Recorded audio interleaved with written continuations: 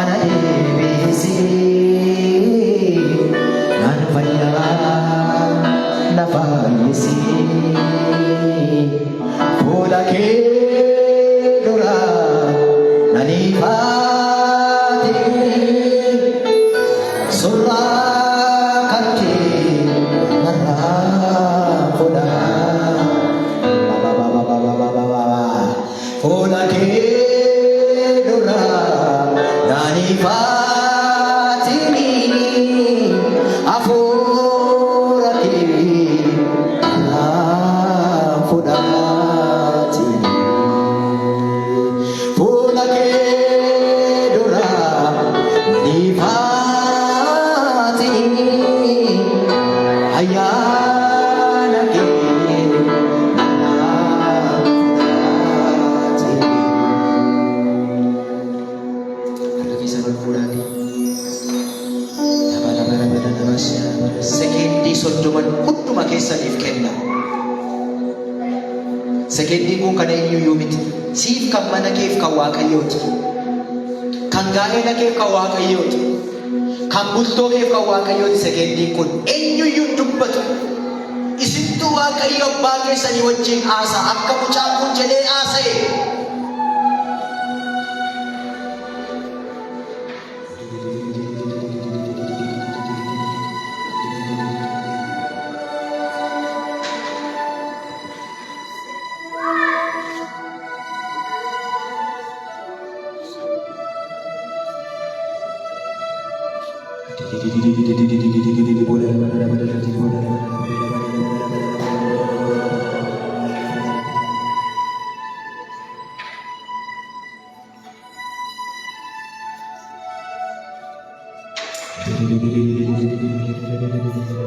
Kasartuu lubbuu kee gara Gooftaa fidi.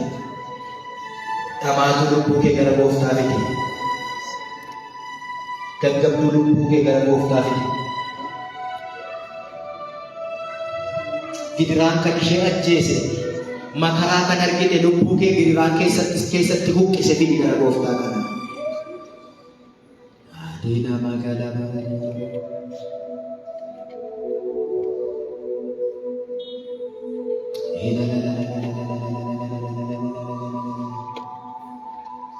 La la la la la la la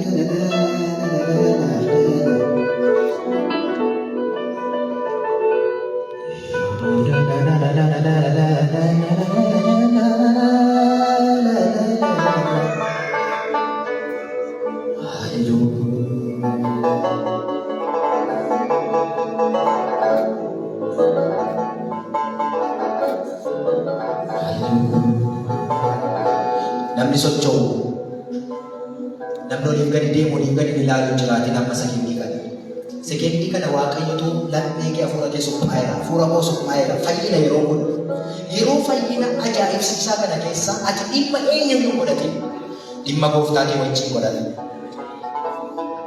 achitti dhumaa dhimma keetiif furmaanni achi jira madaa keetiif fayyinni achi jira. Harsa'a kee deebisee kan sobbuu achi jira.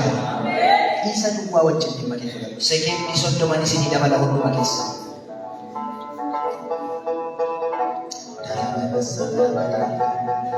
Harki keessan kan isin hin dadhabne ammayyuu deebisaa akka keessan gara isaatti ol kaasaa.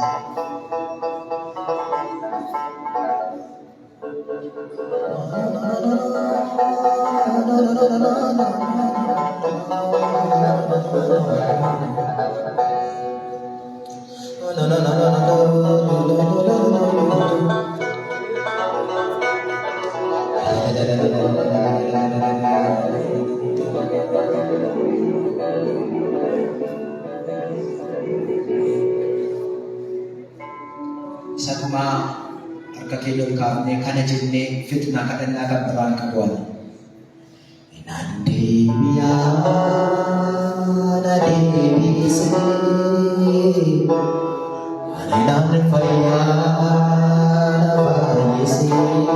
Sagalee keessa dhageessisaa.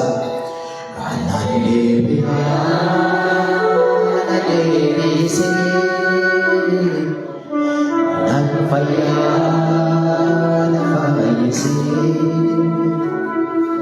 fuula kee duraan aniifaate ayyaana kee narraa fudhaate. Sagalee keessa dhageessisaati. Fuula kee duraan aniifaate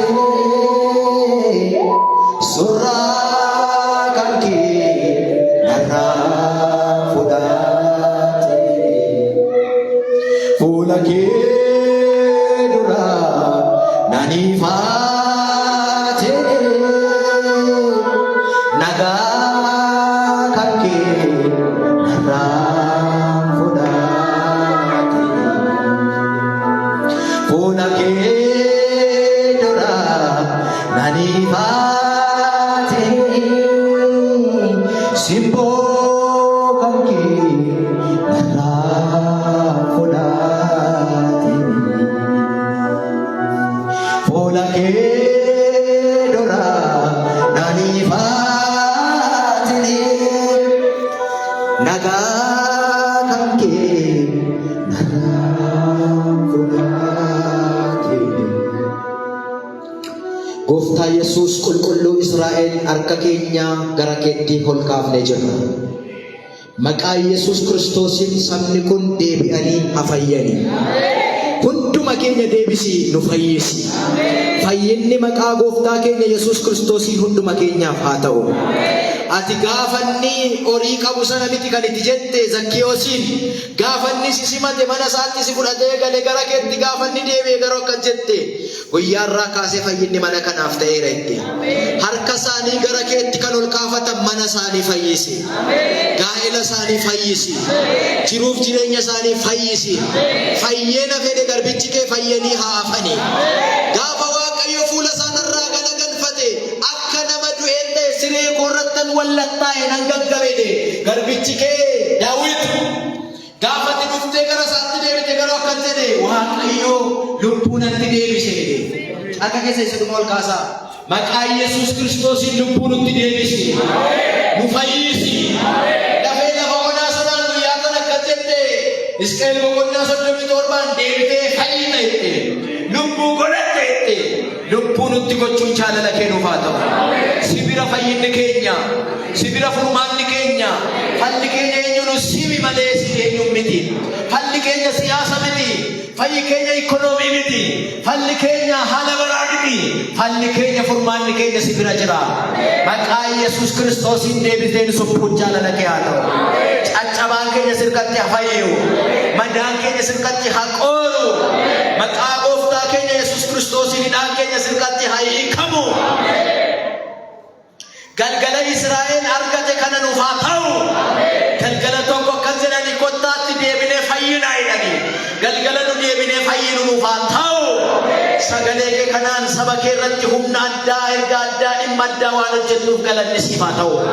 Torban kun torban fayyina addaa waan nuuf ta'uuf maqaan kee haa eebbifamu. Deebistee waan nu jajjabeessituuf ulfaadhu. Deebistee waan walitti nu qabduuf eebbifami. Hafuura keenya waan soortuuf si haa galatu. Maqaa Yesuusiin lubbuun keenya deebitee waan dhoramtuuf deebitee nama waan taatuuf eebbifami. Waa akkan ifadhu hafuurri qulqulluun keessa koo kaan beeku. Sirkaa kan nu fuudhe nu irraanfachiisee michuu lafa onaa ta'uu kee hiriyaa keenya fira keenya bara rakkinaa ta'uu kee nu irraanfachiisee sirkaa nu fuudhee kan bade loo baaraadama suphaa tiyaadha qo'antoo baassee qubeelaa nuuf si gidduu jiru waliigaltee nuuf si gidduu jiru jaalala nuuf si gidduu jiru gidduu kan gale harka nutti deebee hin bareedda hin miidhagda beekamtuudha nuun jedhee nu fuudhee kan bade maaloo akkasin baay'ee dadhabdan beekan immoo si caalan dadhaba harka keessan ol kaasa. Maqaa gooftaa keenya Yesuus Kiristoosiin nurraa dachaasa. Nurraa dachaasa. Akka waan sirra nuu caalanii kan nutti ta'an, akka waan sirra nuu beekanii kan nutti ta'an, akka waan sirra nu gargaaranii kan nutti ta'an, nutti maxxanuu kan barbaadan, nutti firoomuu kan barbaadan. nutti dhiyaatanii garbichi keessatti nutti dhiyaattu caalaa nutti dhiyaattu kan barbaadan. Anaaf jaalala kee gidduu kan galan, anaaf si gidduutti kan ijaaramani. Yaa Israa'el siif na gidduutti waan ijaarame malee harki koo si hin dadhabne. Iji koo arguu hin dadhabne, gurri koo arguu hin dadhabne, siif na gidduu waan jira jedhe. Anaaf si gidduu kan gale, saba kanaaf si gidduu kan gale kan Tarsaayaa ta'u. Guyyaa gaafa jimaataa siif saba kee gidduu kan taa'u maggaarrajaa sana golgaa sana iddoo lamatti baafte harka golgaa si dadhabeeni. Anaaf si gidduutti kan ijaarame galgala kanas iddoo lamatti baasa. Tarsaasi. Maqaa Yesuusiin tarsaasi. Tarsaasi ati. Ilaa dhugaa Waaqayyo Waaqa Israa'el Waaqayyo as gidduutti waa fayyisaa jira. Tarsa'u maqaa Yesuus. Sirra kan naacaan hin jiru. Sii kan dhiiga keessaa na kaase. Sii kan dibata bareedaa natti dire. Sii kan ayyaanaaf simboof surraa narra kaa'e. Sii kan lafa onaa keessatti na gargaare. Sii bara namni nan beekne kan na bare.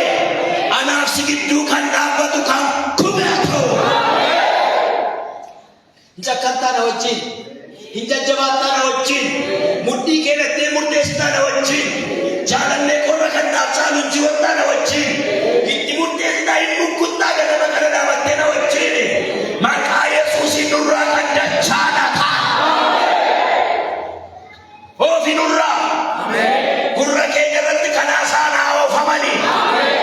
Ija keenya dura kan naanna'anaa oofamani. Akka waan sibanuu caalanii kan godhatan nurraa kan oofamanaa ta'ani. Harka keessa takka ol kaaftanii takka jedhaa hatichaan ta'edha. Itti dabalaa jedha. Akka nama mararsiifatutti sagalee keessa ol kaasaa jedha. Akka waan nuu caalanii kan godhatan mana keenya keessa oofamanii abaani.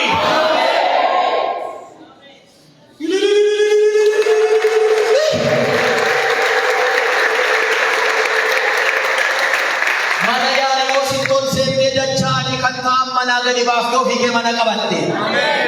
Ameen jettaadha deebite. Sagalee ol kaaftee ameen jettaadha deebite. Ulfina Waaqayyoo ofirratti dhaggeeffachaa ameen jettaadha deebite. Mana Zakkiyoo mana namichaatti mana yaala yoo sintoon seentee warra dachaanii balbala taa'umsa qabatanii taana ofii gadi baafte. Ofii kee taa'umsicha qabatte. Ofiichee manicha dhuunfatte. Kottuu ol seenii dachaasi gadi baastan. Harii maqaa Yesuusiin. Guutanii kan taatan keenya keessa. Guutanii kan taatan sammuu keenya keessa. Guutanii kan taatan hafuura keenya keessa. Akka waan sibanuu caalanii kan godhatanii. Ati Yesuus ilma Waaqayyoon itti seenee ofii baasa. Mee jajjabaadhu isa keenya tokko. Aguna Moseepaa tola ganda. Mee jajjabaadhu daqiiqaa tokko isa keenya tokko jajjabaadhu mee na wajjin. Sinur sanii dhufanii iddoo buufatanii ta'an. Akka waan du'aa saba dhiisanii. Akka waan jaamaa saba ganii. Akka waan isa gargaaranii iddoo qabatanii taa'u turanii. Gaafa dhufte garuu akka jette gadi yaa'i. Dachaa gadi baa'i. Akka yoo fuutaa mana kee maatii kee gaa'ela kee dura Waaqayyo tolkaasi waan jira. Dachaa si nurraa gadi baasi. Dachaa si ofii nurraa gadi baasi. Haa oofamani maqaa Yesuusiin. Gadaa baani maqaa Yesuusiin. Kottol gadi taa'eet. Mootii ulfinaa Yesuus ilma Waaqayyoo. Jaalallee bara rakkinaa ilma Waaqayyoo. Isa lubbuu kee nuuf laattee ilma Waaqayyoo. Isa dhiiga kee nuuf dhangalaaftee ilma Waaqayyoo. Mana keenya guutii taa'eet. Bultoo keenya dhuunfadhu ati. Gaa'ela keenya dhuunfadhu ati. Jiruu keenya tajaajila keenya dhuunfadhu ati. Ol gadi taa'i. Reebi harka kee galateessi Yesuusiin.